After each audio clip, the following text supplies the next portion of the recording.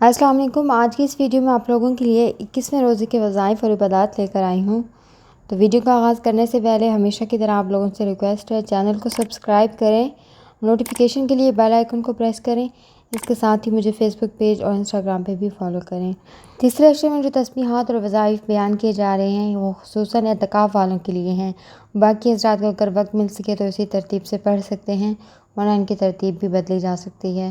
تو آئیے اپنی ویڈیو کا آغاز کرتے ہیں۔ سب سے پہلے 21ویں شب کو آپ نے سورہ ملک 10 مرتبہ پڑھنی ہے۔ احادیث مبارکہ میں سورہ ملک کے بارے میں قبر کا عذاب ٹل جانے کی فضیلت بیان کی گئی ہے، اس لیے آخری عشرے میں سورہ ملک کا خصوصی اہتمام فرمائیں۔ اس 21ویں شب نماز تراویح کے بعد سورہ ملک 10 مرتبہ پڑھیں اور روزانہ 1 مرتبہ کم کرتے جائیں، اور آخر رات 1 مرتبہ پڑھیں۔ رمضان کے بعد روزانہ عشاء کی نماز کے بعد 1 مرتبہ پڑھنے کا معمول بنا لیں۔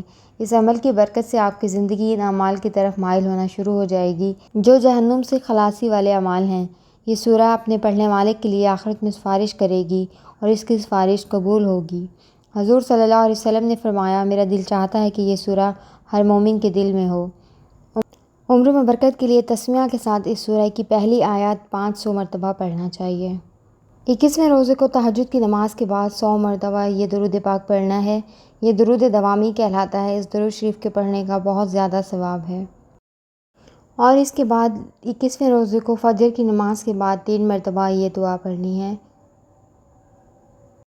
اس دعا کے پڑھنے کا بے پناہ اجر و ثواب ہے۔ اور اسی طرح ہم نے فجر کی نماز کے بعد 1 مرتبہ سورہ یاسین، سورہ رحمان اور سورہ مزمل پڑھنا ہے۔ اور اشراق کی نماز کے بعد 11 مرتبہ آپ نے یہ دعا پڑھنی ہے۔ چاشت کی نماز کے بعد 11 مرتبہ یہ دعا پڑھنی ہے۔ تمام وظائف خصوصاً اعتکاف والوں کے لیے ہیں۔ باقی حضرات کو اگر وقت مل سکے اور ان کے دل میں اتنا شوق ہے تو اسی ترتیب سے پڑھ سکتے ہیں، یا کم یا زیادہ کر سکتے ہیں۔ ظہر کی نماز کے بعد 21 مرتبہ آپ نے یہ 2 آیات پڑھنی ہے۔ اور عصر کی نماز کے بعد آپ نے یہ 2 آیات پڑھنی ہے۔ اور مغرب کی نماز کے بعد 11 مرتبہ آپ نے یہ دعا پڑھنی ہے۔ نماز اوابین کے بعد 11 مرتبہ یہ دعا پڑھنی ہے۔